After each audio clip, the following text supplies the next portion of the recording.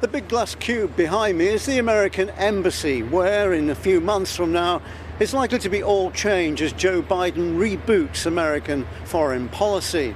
It's a fair bet the new administration will want to bolster its already strong ties with Europe and the UK. But what about the continent of Africa, the land of so many broken American promises? President Trump never visited Africa after assuming office, and he famously shocked the world when he reportedly used crude words, which were an insult to millions. Donald Trump's crude remarks about immigrants. Reports say the headline-making remarks happened during a meeting on immigration in the Oval Office. As you can see, some newspapers are printing the quote, others keeping it out of the bold print. Trump took America First policies to new heights. But in respect of Africa, previous American presidents, Clinton, Bush, Obama, they showed sign of the same traits. So will Biden reverse the trend? Biden was largely silent on Africa during his election campaign, and to find evidence of his attitude to the continent, I had to trawl back to 2010. If you look around the world and around Africa, in the summer of that year, as Vice President, Biden toured Egypt, South Africa and Kenya, where he gave a major speech. He urged Kenyans to fight corruption and for women's rights. I am not arguing that we are the beacon of all that's good. That is not my point. My point is, change never comes from the top. It never comes from the generation that is in power. The generation in power may be the vehicle of change because the generation below them has insisted upon it. Insist on it. Insist on it. Believe in yourself. What issues will Biden's Africa team be faced with? Mali's recent coup and Côte d'Ivoire's contentious presidential election have raised further concerns about stability in the Sahel. Elsewhere, Somalia remains precarious, and even countries like Uganda and Ethiopia, where refugees are fleeing violence in Tigray, are facing political confrontations that could escalate.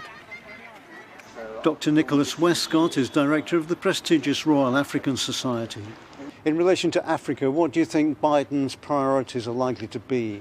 I think there's going to be an immediate change in tone, completely different by comparison with his predecessor, but the substance will take longer to change. But nevertheless, there's some high priorities that Biden has, in particular climate, where the African constituency is very important. They're on the front line of climate change.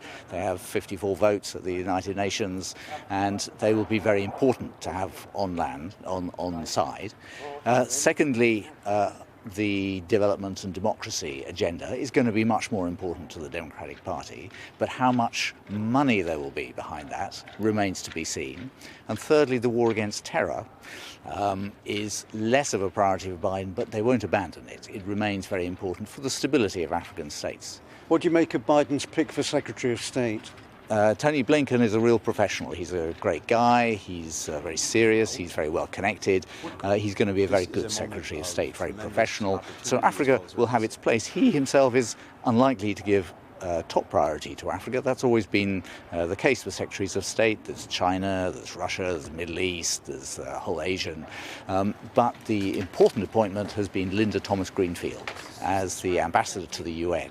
And she is a former Assistant Secretary for Africa. She knows all the countries, she knows the people, she knows the politics, and it signals that Biden is going to take Africa more importantly as a global player.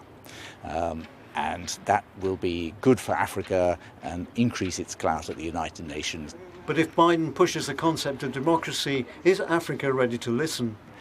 Democracy is going to be very interesting to see. It's clearly a priority for this administration, and Africa is not necessarily going the right way in terms of recent elections in Guinea, in Tanzania, and recent events in Ethiopia.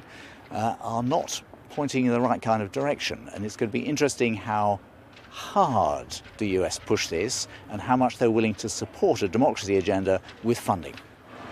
Joe Biden's promised to re-engage with the world, which is welcome news. Now, whether that includes Africa or not, we'll have to wait and see. Meanwhile, as we've heard, African nations will be well advised not to be too complacent or naive.